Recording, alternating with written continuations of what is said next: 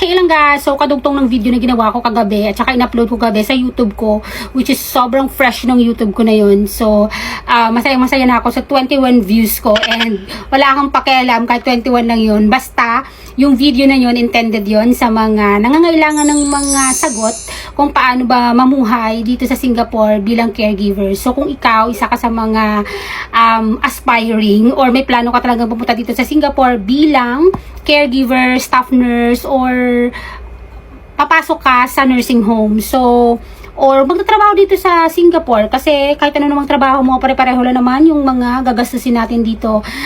Okay, yung cost of living sa bansang Singapore is sobrang taas talaga, pero depende yon sa lifestyle mo, okay? So, kung hindi ka naman masyadong maarte, kumakain ka naman sa mga hawker, at saka, meron namang makakain na kahit na tag $3 o $4 lang, di ba? Okay, so, kasi hinahanap ko yung calculator para mamaya, kasi bobo pa tayo sa math. Wait lang, hold on, ayan. So, dito na yung calculator ko, sige. Unahin muna natin is yung rent sa bahay. So, pag-usapan muna natin yung bahay dito sa Singapore. So, ano ba yung, saan ka ba titira dito sa Singapore? So, marami kang option. Meron ditong HDB. Ayun. So, ito yung parang normal na tinitirhan dito sa Singapore. So, wala naman silang ditong mga squatter area, something na ganon. So, lahat naman nakatira sa HDB. Halos lahat naka-HDB. Merong condominium, ayan. Merong landed, ayan. So, kapag sinasabi mong HDB, ito yung meaning ng HDB, ayan. So, i-attach ko dito, ayan. Yan yung meaning ng HDB. So, pagmamayari siya ng government, ganon. And then, for example, kagaya ng bahay namin na to. Yung bahay namin na to is nirenta namin.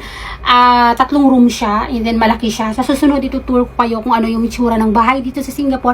Pero basta ito, room ko to. 2 kami dito sa kwarto. And then yung binabayaran namin dito is 750 each. So magkano yung 750 each pa yun ha? O sige. Ayan yung computation natin.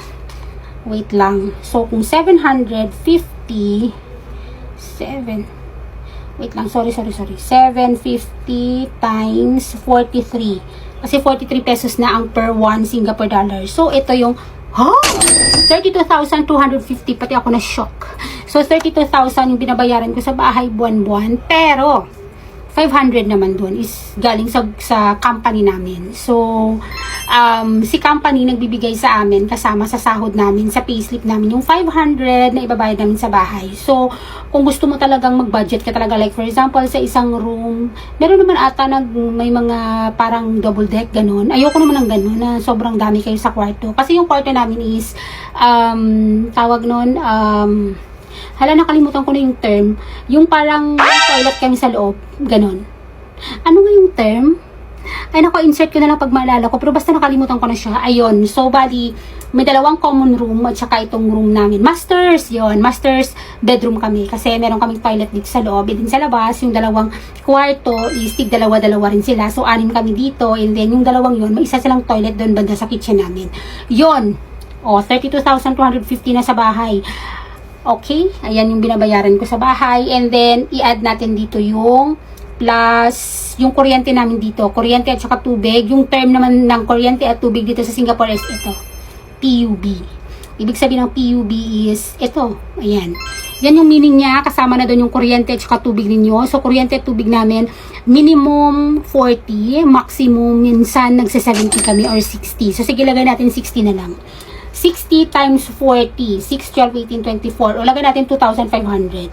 So, i-add ko yung sa water at saka electricity namin, 2,500. Tama ba? Oo. So, ayan na.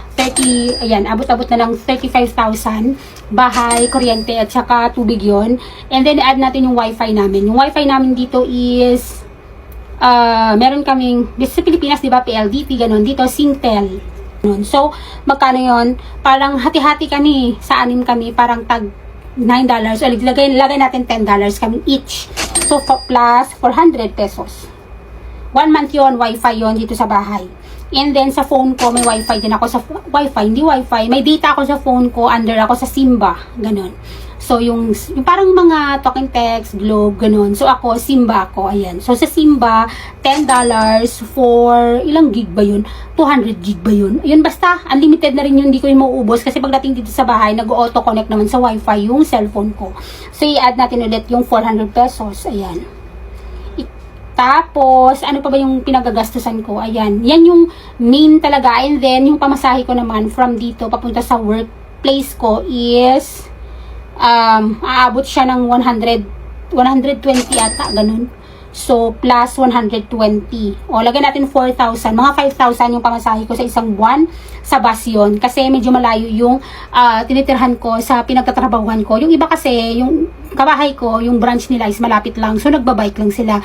And then, kahit malapit lang yun, hindi ko kayang i-bike yun. Kasi nakakapagod mag-bike. Ganun. So, mag-add tayo ng 5,000 pesos. And then, ano pa bang gagastusin natin dito? Tapos, dito sa bahay namin, meron kaming, hati-hati kami. Meron kaming tig $30. $30 na yon is for bigas. Mga patis, toyo, yung mga usual na ginagamit, yung mga bawang, sibuyas, kamatis, ganon. Out doon yung mga karne ha. Yung mga condiments lang, mga usual na ginagamit sa panghugas sa plato, sponge sa plato, mga ganon, yung mga usual na ginagamit sa bahay. So, $30 kami kada isa. 4, 8, 12. O yan, mag-add tayo ng 1,300 pesos. 1,300 pesos plus, ano pa ba? Sa tubig, wala naman. Kasi sa gripo dito, okay, isa sa mga pagkakamali ko nung dumating ako dito, bumibili talaga ako sa 7-Eleven or kaya sa grocery store ng tubig. Hello, hindi na kailangan. Sobrang linis ng tubig nila dito. Sa gripo lang. Doon ka lang kumuha. Pwede ka lang uminom. Ayun. And then, ano pa bang pinagagastusan ko? Aside doon, yun yung basic talaga ha, na kailangan ko talagang pagkakagastusan. So, sige, yung ano ko naman, personal ko naman, yung mga sabon, fabric conditioner, ganon, yung mga ganyan, yung mga kaartihan sa buhay, shampoo, conditioner, toothpaste, yung mga kaartihan sa pisngi natin. Pero minsan kasi yung mga kaartihan sa pisngi natin na yung bumibigay na sa atin. So, medyo, sige, lagay natin, maabot ako ng 200, mga 10,000. Sige, lagay ko 10,000 ha, 10,000 sa pesos. 10,000 sa pesos. Tapos minsan mga binibili ako yung mga bagay na hindi ko naman kailangan, pero hindi ko alam ba't nabibili ko. Ayan, i-add natin. Like for example, bumibili ako ng mga worth 6,000 sa pesos. Ayan. Yung mga Minsan sabi mo pupunta ka lang ng grocery store kasi bibili ka lang ng, or papasok ka lang ng Watson kasi bibili ka lang ng pot and balls, paglabas mo, ang dami mo ng dala, mga tanong. parang yun lang naman kasi tapos na ako sa cellphone ko. Kasi yung cellphone ko last time, nag-credit card ako. So, hindi siya iPhone 16 Pro Max fully paid. So, iPhone 16 Pro Max credit card. So, nag-graduate na ako sa kanya. Naka 1 year na siya. Itong buwan. So, wala akong planong mag-upgrade kasi may iba akong plano sa buhay ngayon na kailangan ko mag-concentrate dun. Ayun. So, total, ayan. Ayan ang total natin equals, magkano daw siya? Ayan. Aabot siya ng 60,000 pesos. So, 57,850 yung gastos ko sa isang buwan. Nakakasurvive naman ako. Ayun. Kasi sa Pilipinas, marami akong mga binibili para sa bahay namin, papaayos ng bahay, ganito, ganyan. Siguro kasi may mga racket akong, side racket na kung ano-anong ginagawa ko. Ayun. So far, kasi dito sa Singapore, aabot naman, lalampas naman yung sahod mo dyan.